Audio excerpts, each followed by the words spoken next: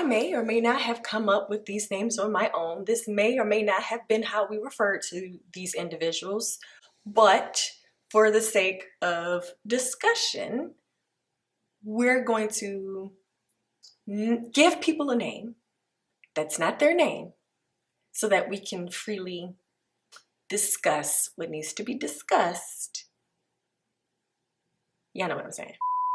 Hi, it's Nicole, and welcome to my channel where I get vocal about workplace bullying, harassment, intimidation, and all actions in between. Now, listen, I need to paint the pictures, set the scene, give some backstory, provide some details, introduce some people, so that when we have future discussions, you know exactly who I'm referring to or have an idea of some back information. So let's start with the timeline. I was with this organization for 7 years, 6 as an employee, 1 as a contractor. And during that time, I had 3 bosses. Now, we are going to give these individuals different names. Now, I may or may not have come up with these names on my own. These may or may not have been names or how we refer to them in real life. However, for the sake of discussion, we are going to identify them outside of what their actual name is. When I first started, the executive director that brought me in was amazing. She was wonderful. She lasted 1.5 years after I had gotten there. So I think she had been there maybe a year and some change before I had arrived. And when she brought me in, it was for a kind of like special project. And she miraculously got money for something, the program that she wanted to start, but she wasn't equipped to actually do it. Either way, she brings me in. I start this program from scratch. She leaves. In comes boss number 2.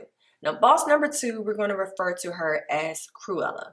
Cruella, because sis was actually very cruel. She came in day 1 and told me exactly who she was. And that honestly threw me off a little bit because I wasn't realizing that she was doing that because that was kind of a badge of honor. She was known or is known in the community or to people to be the alpha female. Very crass, very inappropriate, harsh tone, just overall rude. And she stand 10 toes down in that. To a certain degree, I was kind of like, okay, you know, whatever. You told me who you were and yeah, you lived up to that. And so I think that, again, is one of the main reasons why I wasn't really able to attribute the fact that I was being bullied, because someone came in and said, I'm this, and they were that. And I'm just taking it into account of, oh, that's just who she is. However, who she is doesn't make her actions okay. She's definitely one of those people that's like, let me go ahead and stab you or harm you or make fun of myself, whatever the situation is, before you have a chance to do so. So I'm going to come in. I'm going to tell you exactly who I am. I'm not going to lie about it. It's one thing you can credit her for. She's not going to lie. She is going to say it with her full chest, right or wrong, appropriate or not. That is kind of how she presented herself to me on day number 1. Her behavior was not appropriate for the workplace, particularly as someone's boss, as the top boss. I must also add that she was a former member of the board. When she became to be the executive director, she was currently on the board, has served on the board. Now, I'm going to say allegedly because that's the thing that you're supposed to say. So allegedly, when my first boss was leaving, she was potentially going to be fired from her current job. So she had talked to other board members and, my personal opinion, to them it makes sense. We don't have to go out and do work to get somebody that's qualified and equipped. We'll just go ahead and slide you in. Makes the most sense. With her, she had no background in the area that she was going to be executive directing for. Her background was in something totally different. And she is who I would call a disruptor. She would spend 2 to 3 years at a job, disrupt it, and move on.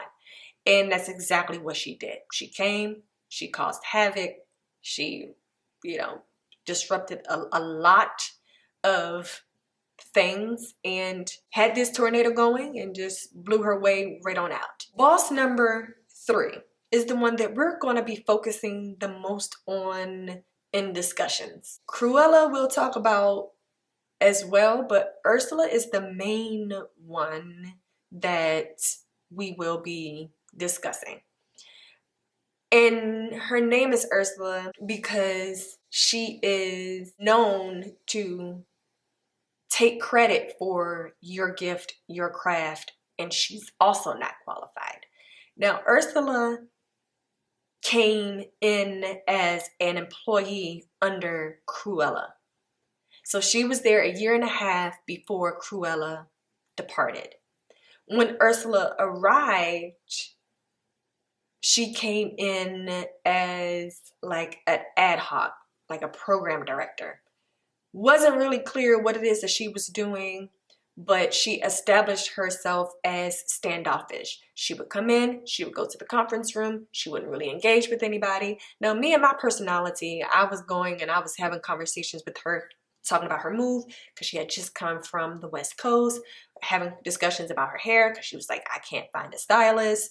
Just kind of general conversations. Slowly but surely, those around me were like, yeah, you know, she doesn't talk to us. Like, she's not engaging with us. My mind wasn't thinking that I'm the one that's putting in the work to engage with her. But over time, I started to realize that the effort wasn't reciprocated. She would literally come in, walk past our offices, and not speak and not engage with us. Now, that information is important, and I'll tell you why in a second. But continuing with the timeline. So she came in as an ad hoc. About 6 months later, she became like a director of public programs. In between those like 6 months, I'm going to say allegedly, she had gotten a couple of raises. So before the promotion, she had gotten a couple of raises. Mind you, she had only been there 6 months. By the summertime, because she had gotten there at the top of the year, this is probably like 5 months in before that promotion, it was whispered that Cruella was going to leave the organization to her. Now we're like, well, that's interesting because she too is not qualified. Like there's no background in the arts at all. I mean, at least with Cruella, she had the years, right? Like she had the years of managing people versus Ursula, who had, according to her resume, had 1 year of managing an organization that she had started a year prior. 7 months later, Cruella is like, yeah, I'm leaving, and I'm leaving it to Ursula. But not only am I leaving it to Ursula, I'm going to go in and get an artistic director, and they can lead the organization together because, I mean, honestly, who was really going to look at Ursula's resume and be like, yeah, that makes sense. Again, I'm giving all of this backstory because it's going to be essential when we have future discussions about who this person is,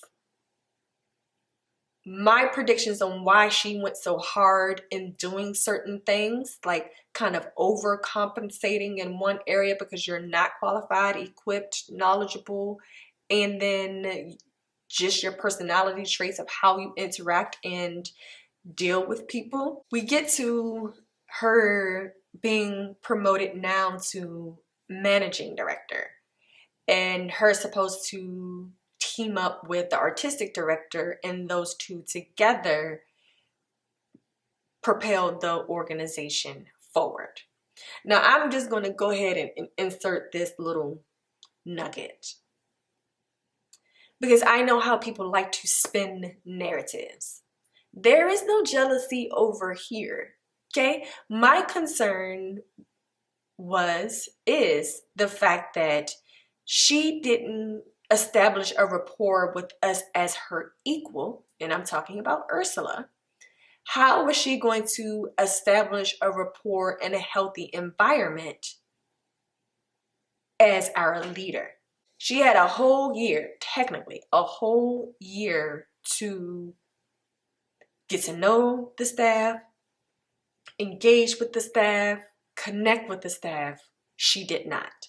Now, mind you, if I found out in the summer that she was going to be taking over in 6 to 7 months, it would have been, in my opinion, the most ideal to connect with us, even get as much information from us in terms of what we do, how we do it, why we do it, so that when it's time for her to lead, there is already a healthy, warm environment established and created by her.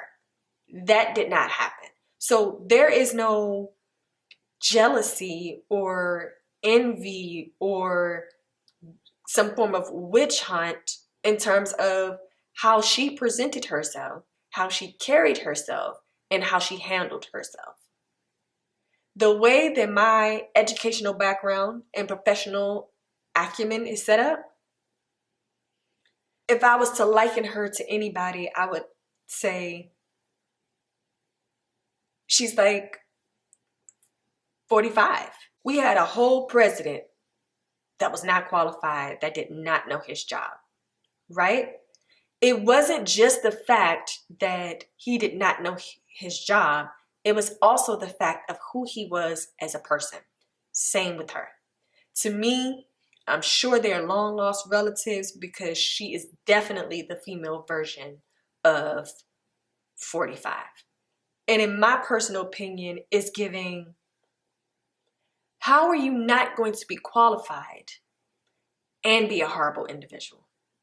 Like, choose ye this day which one you're going to be, because you can't be both. You can't be not qualified and horrible. Like, that's not appropriate. That's not okay, especially when you're talking about somebody that is a leader. It's giving Abbott Elementary, but not funny. Like, this is a individual who is not qualified and who is a bully, brutal, and unwelcoming, unapproachable. It's all of the qualities that doesn't fit a leader. So let me also say, because there are people who like to say things such as, well, that's not the person that I know. That's not the person that I am familiar with. Someone could be an angel to you and the devil to somebody else. And just because this person does not present themselves to you in a manner in which all other people are saying they are, doesn't negate that this person is a problem. I remember when the board chair came to address us, and this is addressing the old staff. There's an old staff who got up and left and was like, yeah, we leaving because this is foolish, and there's a new staff. So with the old staff, the board chair had to come in and have a discussion. I mean, she wanted to talk to us about livable wages, and it's like, sis, you don't need to educate us on livable wages, but that's a story for another day. She comes in and she has this discussion with us, and she's saying that we don't want Ursula to not be herself.